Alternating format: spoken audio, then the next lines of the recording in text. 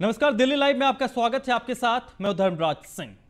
महान देशभक्त शहीद अशफाकुल्लाह खान के 121वीं जयंती के मौके पर Netaji Subhash university of technology में दिल्ली के डिप्टी सीएम मनीष सिसोदिया ने छात्रों को संबोधित किया। इस दौरान उन्होंने कहा कि आज 21 साल की जिस उम्र में युवा अपने करियर के बारे में सोच रहे होते हैं, उस उम्र में अशफाकुल्लाह खान ने देश को अंग्रेजों से मुक्त करवाने की सबसे बड़ी चुनौती के रूप में देखा और आज़ादी के आंदोलन में शामिल हुए। उन्होंने कहा कि आज देश के सामने 3 सबसे बड़ी चुनौतियां हैं: हर बच्चे को गुणवत्तापूर्ण शिक्षा न मिलना, बेरोजगारी और आर्थिक प्रगति की धीमी दर। ऐसे में जरूरी है कि हमारे युवा अपने ज्ञान के द्वारा देश की चुनौतियों को दूर करने का काम करें।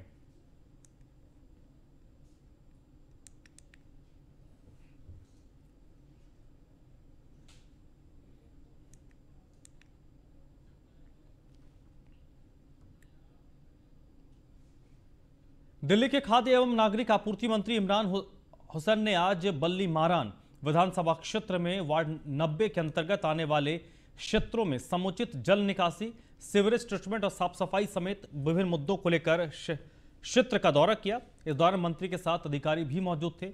इस दौरान स्थानीय लोगों को संबोधित करते हुए इमरान हुसैन ने कहा कि मुख्यमंत्री केजरीवाल के नेतृत्व में बल्ली मारान विधानसभा क्षेत्र में हाई मास्ट लाइट, कटरा में विकास कार्य, बिजली के तारों को सुव्यवस्थित करने और सड़क निर्माण समेत 100 करोड़ से अधिक की अनुमानित लागत से काम कराए जा रहे हैं।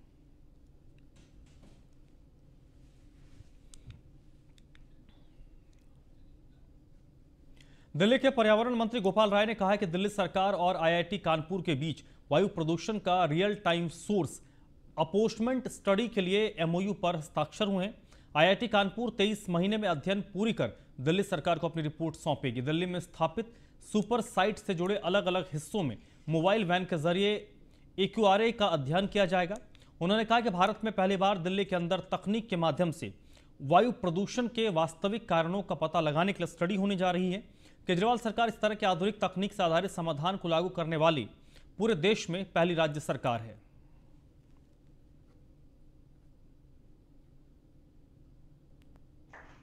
जो भी कंप्लेंट है उनके इलाके में उसे जरूर भेजें।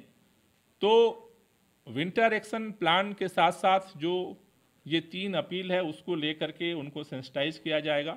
उनके साथ जो मीटिंग होगी वो 28 और 29 अक्टूबर को सभी एसडीएम्स अपने अपने क्षेत्र में करेंगे। उस मीटिंग में 31 अक्टूबर को दिल्ली के सभी आरडब्ल्यूएस जो एसडीएम्स की मीटिंग में शामिल होंगे, उनको जो अगला टारगेट होगा कि 31 अक्टूबर को जो संडे का दिन है वो अपने अपने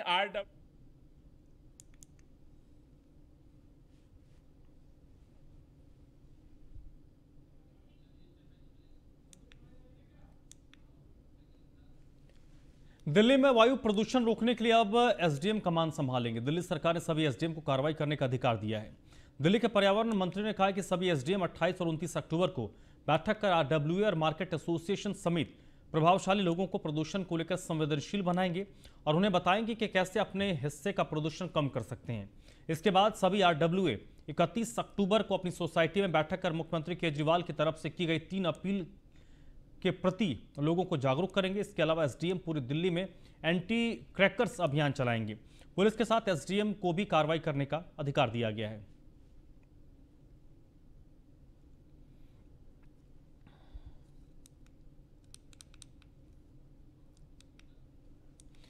उत्तर पूर्वी दिल्ली के नंद नगरी जिलाधिकारी गीतिका शर्मा द्वारा यमुना को स्वच्छ बनाने का अभियान यमुना तट पर चलाया गया। इस अभियान के तहत आज बीजेपी सांसद मनोज तिवारी और विधायक मोहन सिंह बिष्ट और विधायक अजय महावार ने स्वच्छता अभियान यमुना तट पर चलाया और क्षेत्रीय जनता को स्वास्थ्य के प्रति जागरूक किया। बहुत अच्छी बात आपने कही। यहाँ गंदगी थी, इसीलिए तो हम चाह रहे हैं और हम जिला को भी कहेंगे कि इस कार्य को हम लोग हर 15 दिन में एक बार अवश्य करें। इससे जन जागरण भी होगा और सांसद आ जाए, विधायक आ जाए, डीएम आ जाए, एडीएम आ जाए, तो ऐसे ही लोगों का लगता है यार ये बहुत जरूरी काम है। हम लोगों को इसको और स्पीडाइज करना चाहिए। बहुत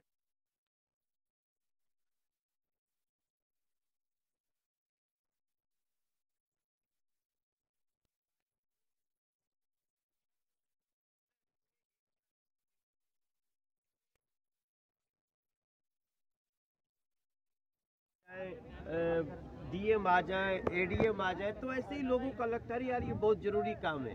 हम लोग अब जिस तरह से प्रदूषण फैलता जा रहा है उस हिसाब से हमें अपने आप को भी बदलना चाहिए। विसर्जन हम अपने घर में करें, किसी बाल्टी में या अन्य बर्तन के अंदर हम कर सकते हैं। मूर्ति विसर्जन, फूलों का विसर्जन हम नदी में ना बहाएं। अब जिस तरह से प्रदूषण फैलता जा रहा है उस हिसाब से हमें अपने आप को भी बदलना चाहिए। विसर्जन हम अपने घर में करें, किसी बाल्टी में या अन्य बर्तन के अंदर हम कर सकते हैं। मूर्ति विसर्जन, फूलों का विसर्जन हम नदी में ना बहाएं। अब जिस तरह से प्रदूषण फैलता जा रहा है उस हिसाब से हमें अपने आप को भी बदलना चाहिए। विसर्जन हम अपने घर में करें, किसी बाल्टी में या अन्य बर्तन के अंदर हम कर सकते हैं। ग्रीन यमुना का जो कार्यक्रम रखा वास्तव में इसके लिए अभिनंदनीय बात है।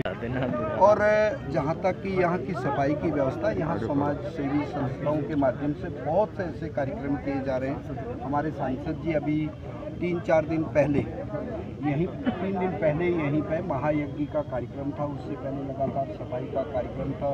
उमा भारती जी के कार्यक्रम में जिस प्रकार का उनका आने का इस कार्यक्रम था, बहुत से ऐसे कार्यक्रम हैं। लेकिन आज का कार्यक्रम का महत्व इसलिए भी बढ़ जाता है क्योंकि सांसद जी के आग्रह पर डीएम साहिबा ने ये कार्यक्रम रखा है, जिसमें हमारे मित्र और हमारे सहयोगी हमारे विधायक अजय जी भी हैं। ग्रीन यमुना का जो कार्यक्रम रखा वास्तव में इसके लिए अभिनंदनीय बात है।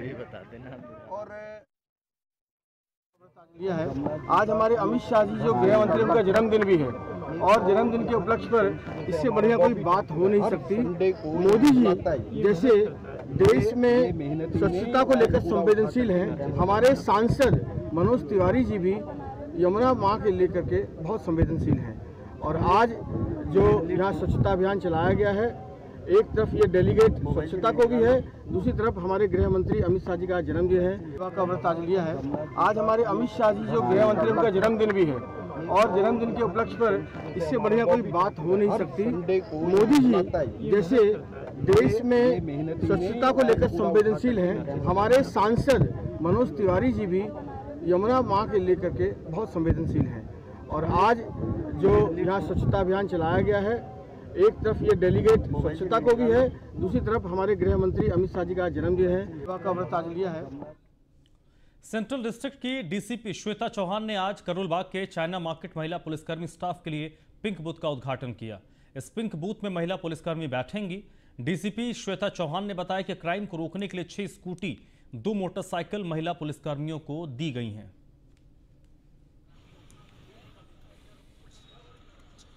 एक डिवीजन ऑफिसर भी लेडी दी गई है। कोशिश करी है कि आगे इस एक्सपेरिमेंट को बढ़ाएं। जितना ज़्यादा महिला स्टाफ आएगा उनको बीट्स में देंगे, एक्टिव पेट्रोलिंग ड्यूटीज़ में देंगे, एक्टिव पुलिसिंग ड्यूटीज़ में देंगे। एक हमने अपने ज़िले की सबसे बहादुर लड़कियों को इकट्ठा करके एक वीरा स्क्वाड बनाया है। ये लड़कियाँ अपने स्कूटी पे पेट्रोलिंग करती हैं, करेंगी और अभी 3-4 दिन से शुरू कर दिया है। और ये लोग एक्टिव पेट्रोलिंग करेंगे इन द सेंस कि जो लोग को हम लोग की जो रेगुलर पेट्रोलिंग ड्यूटी होती है, मतलब कि स्नैचर्स, रॉबर्स, उससे रिलेटेड, क्राइम प्रिवेंशन से रिलेटेड, कोई एरिया जहाँ पे वुमेन फुटफॉल ज़्यादा है वहाँ पे, तो ऐसे एरियाज डिमार्केट करके इनको दिया गया। बड़ी पेयर में ये लोग चलेंगी। एक डिवीजन ऑफिसर भी लेडी। दिल्ली के रोहिणी सेक्टर 24 में पुलिस ने बड़ी मात्रा में पटाखे की खेप बरामद की है। रोहिणी जिला के स्पेशल स्टाफ की टीम ने बड़ी कार्रवाई करते हुए 1100 किलो से ज्यादा प्रतिबंधित पटाखे बरामद किए हैं। आपको बता दें कि दिल्ली में प्रदूषण के मद्देनजर पटाखों की खरीद फरोख्त पर पूर्ण रूप से प्रतिबंध लगाया गया है।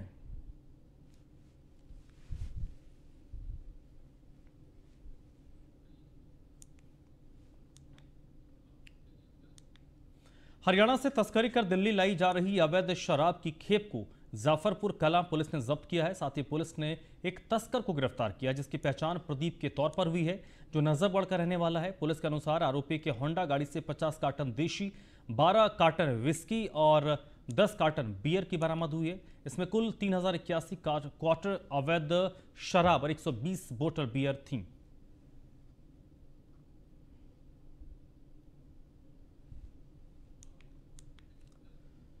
उत्तर पूर्वी दिल्ली के थाना ज्योतिनगर स्थित शक्ति गार्डन में देर रात चोरों ने चोरी की वारदात को अंजाम दिया। आपको बता दें कि पीड़ित परिवार अपने पिता की बरखी में अपने गांव बागपत गया था, लेकिन सुबह जब परिवार को पड़ोसियों ने पीड़ित के घर का ताला टूटा देखा तो उसकी सूचना दी। आनंद फानंद में पीड़ित परिवार घर पहुंचा तो देखा घर के सारे ताले टूटे थे। इसके बाद पीड़ित परिवार इसकी सूचना तत्काल पुलिस को दी और पुलिस अब मामले की जांच में जुटी हुई है। हम अपने गांव में गए थे पापा की बरसी में करने के लिए। कल गए थे 3 बजे हम शाम को, और आज आए। हमें 2 बजे यहाँ से फ़ोन गया यहाँ से तो कि तुम्हारे घर का ताला टूटा हुआ है, तो हम तुरंत भागे वहाँ से। हमने आके देखा और यहाँ पे तो मामला सारा हमारे कैश भी था और चीज़ भी थी सारी, उसमें से हमें कुछ नहीं दिखाई दिया। साहब हम तो अंधे हो रहे हैं। हम तो बिटिया की शादी है 20 फरवरी की। जी कि तुम्हारे घर में ताला टूट गया, चोरी हो गई जी। और हम दोपहर को 2 बजे पता चला जी, हम जब ही आ गए जी गांव से। आप घर से कहाँ गए हुए थे अपने? गांव में गए हुए थे जी। लगभग कितने की चोरी होगी? लगभग जी वैसे तो 10-12 लाख रुपए की चोरी हो गई जी, ऊपर नीचे लगा के जी। जेवर वगैरह, पैसे जो कैश वगैरह, एलसीडी वगैरह सब ले गई जी। मैं जी पड़ोस दिल्ली में एमसीडी चुनाव से पहले आम आदमी पार्टी और बीजेपी में रार है। आम आदमी पार्टी के विरोध के बाद नॉर्थ एमसीडी ने हाउस टैक्स बढ़ाने के आदेश को वापस ले लिया है और अब बीजेपी बैकफुट पर है।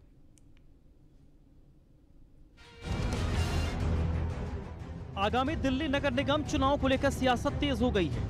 तीनों एमसीडी में सत्तारूढ़ बीजेपी फूंक फूंक कर कदम उठा रही है। कुछ महीने पहले बीजेपी ने जनरल ट्रेड लाइसेंस फी, फैक्ट्री लाइसेंस फी, किराए की संपत्ति पर हाउस टैक्स को लगभग 2 गुना करना और खाली जगहों पर हाउस टैक्स लगभग 1.5 गुना बढ़ाने का फैसला लिया था। लेकिन विपक्षी दल आम आदमी पार्टी के पुरजोर विरोध के कारण अब बीजेपी को बैकफुट पर आना पड़ा है। नॉर्थ निगम ने अपने इस फैसले को वापस ले लिया है और आम आदमी पार्टी ने इसको अपने संघर्ष की जीत बताया है। कुछ महीने पहले बीजेपी शासित एमसीडी ने कुछ तुगलकी फरमान जारी किए थे। फैक्ट्री लाइसेंस की फीस है उसको लगभग 40 गुना बढ़ा दिया। जो रेंटेड प्रॉपर्टी है उस पर हाउस टैक्स को लगभग दुगना कर दिया। जब ये बढ़ोतरी हुई तो सदन में और स्टैंडिंग कमेटी में आम आदमी के पार्षदों ने, आम आदमी पार्टी के हमारे जितने भी काउंसिलर्स हैं, उन्होंने इसका पुरजोर विरोध किया। इसी का परिणाम है कि आज बीजेपी शासित एमसीडी ने अब इन तुगलकी फरमानों को वापस लिया है। नॉर्थ एमसीडी के नेता विकास गोयल ने कहा कि बीजेपी ने 50 गज तक की संपत्तियों पर हाउस टैक्स माफ करने की घोषणा की थी, लेकिन ये झूठी निकली। ऐसा कोई प्रस्ताव नहीं रखा गया। दिन पहले आपने भी देखा होगा कि भारतीय जनता पार्टी के प्रदेश अध्यक्ष हाउस में इन्होंने खुद पीसी करके हाउस में अनाउंसमेंट की थी कि 50 वर्ग मीटर तक की दिल्ली की जो संपत्ति है उनका हाउस टैक्स माफ़ किया जाएगा। और उसके होर्डिंग भी पूरी दिल्ली में इन्होंने लगा दिए थे बधाई के, पूरी दिल्ली में होर्डिंग लगा दिए थे बधाई के। लेकिन आज बड़े दुख के साथ मुझे बताना पड़ रहा है कि आज हाउस में खुद भारतीय जनता पार्टी के मेयर ने, कमिश्नर ने माना कि ऐसा कोई प्रस्ताव वो नहीं है। बहरहाल आरोप प्रत्यारोप का दौर तो शुरू हो गया, लेकिन एक बात साफ है कि दिल्ली के 10 लाख लोगों को बड़ा दिवाली गिफ्ट मिला है। Bureau report, news 1 India.